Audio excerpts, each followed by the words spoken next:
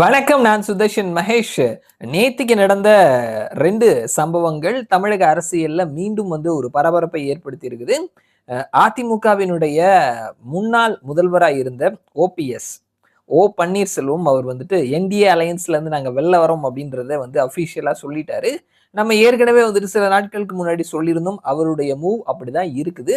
So அவர் NDA அலையன்ஸ்ல இருந்து வெளில வர்றதுக்கான வாய்ப்புகள் இருக்குது அப்படின்னு சொல்லியிருந்தோம். ஸோ அது அபிஷியலா நடந்துருச்சு. அதே நேரத்துல நேத்திக்கு அவரு தற்பொழுது தமிழகத்தினுடைய முதல்வரா இருக்கக்கூடிய திமுகவினுடைய தலைவர் மு.க.ஸ்டாலினை சந்திச்சிருக்கிறாரு. ஸோ 2 முறை சந்திச்சிருக்கிறாரு. நடைப்பயணம் போகும்போது ஒரு முறை பார்த்திருக்கிறாரு. அப்புறமா அவருடைய வீட்டுக்கே போயிட்டு பார்த்திருக்கிறாரு. சமீபத்துல முதல்வருக்கு உடல்நிலை சரியில்லாம இருந்தது. மருத்துவமனைக்கு போயிட்டு திருப்பி வீட்டுக்கு வந்திருக்கிறாரு. ஸோ அவரை உடல்நலம் விசாரிக்கிறதுக்காக போனேன் அப்படின்ற மாதிரி சொல்லியிருக்கிறாரு. அரசியல் பேசல. தற்பொழுது நாங்க யார் கூடவும் கூட்டணி இல்லை அப்படின்றதையும் சொல்லியிருக்கிறாரு. ஸோ காலம் அதற்கேத்த மாதிரி கூட்டணிகள் பத்தி பேசுவோம்னு சொல்லியிருக்கிறாங்க. அதே நேரத்துல தேமுதிகவினுடைய பிரேமலதா விஜயகாந்த் அவங்களும் முதல்வரை போய் பார்த்துட்டு உடல்நலம் விசாரிச்சுட்டு வந்திருக்கிறேன் அப்படின்ற மாதிரி சொல்லியிருக்கிறாங்க. ஸோ தேர்தல் நேரத்துல அவர்களினுடைய இந்த நகர்வுகள் அப்படின்றது வெறும் உடல்நலன் விசாரிப்பு அப்படின்றத தாண்டி அரசியல் சார்ந்த பேச்சுக்களும் அதுல இருக்கும் அப்படின்றது நம்ம யூகிக்கக்கூடிய விஷயமா தான் இருக்குது. இந்த நேரத்துல எடப்பாடி பழனிசாமி எடுக்கக்கூடிய மூவ் அப்படின்றது மீண்டும் ஒரு முறை லோக்சபா தேர்தல் மாதிரியோ 2021 சட்டமன்ற தேர்தல் மாதிரியோ நகருதோ அப்படின்ற மாதிரி தான் நமக்கு பார்க்க தோணுது. நாம கூட சொல்லியிருந்தோம் ஓபிஎஸ் ஒருத்தர் வெளில போறதுனால பெரிய பாதிப்பு ஏற்படாது அப்படின்னு சொல்லிட்டு இந்த நேரத்துல நேத்திக்கு வரைக்கும் ஓபிஎஸ் நான் என்டிஏவோட தான் இருக்கிறேன் அப்படின்ற மாதிரி சொல்லிட்டு இருந்தாரு. இன்னைக்கு அவர் வெளில போயிட்டாரு. அதற்கான முக்கியமான காரணம் அப்படின்னு பார்த்தோம்னா பாஜக அவரை என்னைக்குமே கைவிடணும்னு நினைச்சது கிடையாது. எடப்பாடி பழனிசாமியினுடைய மூவ் அதனால வேற வழி இல்லாம பாரதிய ஜனதா கட்சி ஓபிஎஸ்ஐ கைவிட்டுட்டாங்க அப்படின்றத நம்ம புரிஞ்சுக்க முடியுது.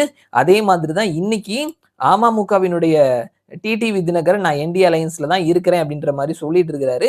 நாளைக்கு டிடிவி தினகரனும் வேணாம் அப்படின்ற மாதிரி உடும்புப்படியா எடப்பாடி பழனிசாமி இருந்தார் அப்படின்னா அவரும் வெளில போறதுக்கான வாய்ப்புகள் இருக்குது.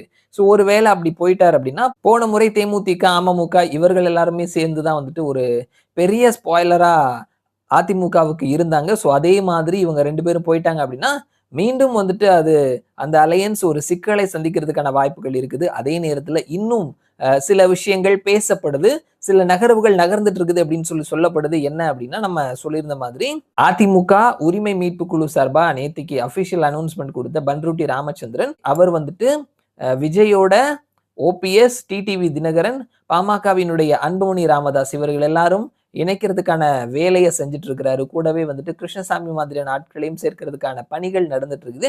ஸோ அப்படி ஒரு வேலை சேர்ந்தாங்க அப்படின்னா அது ஒரு பெரிய கூட்டணியா உருவாகிறதுக்கான வாய்ப்புகள் இருக்குது. இந்த பக்கம் பார்க்கும் பொழுது அதிமுக, பாஜக மட்டும்தான் இருக்கிறாங்க. தேமுதிக அவர்கள் அவர்களினுடைய ஸ்டாண்ட் அப்படின்றது எந்த நேரத்தை எப்படி வேணாலும் போகலாம்.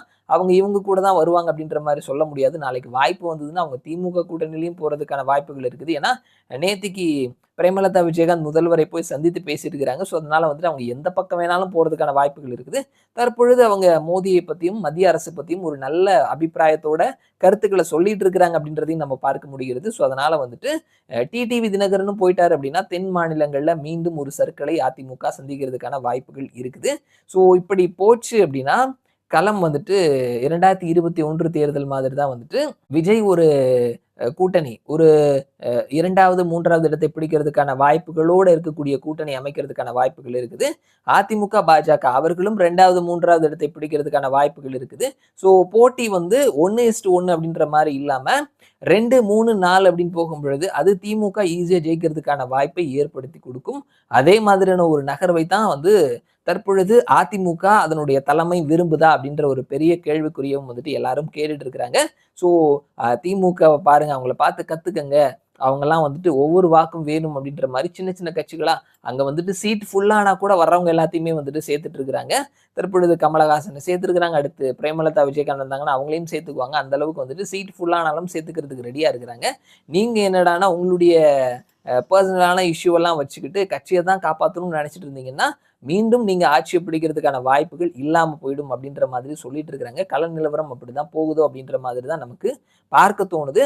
ஸோ தாவேகா விஜய் அவர் வந்துட்டு ஒரு அலையன்ஸுக்கான பிளானிங் அப்படின்றது போயிட்டு இருக்குது. ஸோ அதுல வந்துட்டு ஓபிஎஸ், டிடிவி தினகரன், அன்புமணி இவர்கள் எல்லாத்தையுமே வந்துட்டு சேர்க்கணும் அப்படின்ற மாதிரியான நகர்வுகள் நகர்ந்துட்டு இருக்குது அப்படின்றத ரீசெண்டான அப்டேட்ஸை நம்ம பார்க்க முடிகிறது.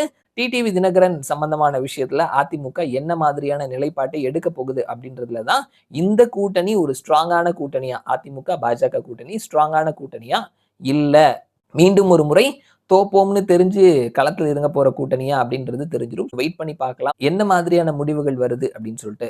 ஸோ தற்பொழுது நிலவரப்படி பார்க்கும் பொழுது அதிமுக பாஜக கூட்டணி கொஞ்சம் சிக்கல்ல தான் இருக்குது அப்படின்றத பார்க்க முடிகிறது.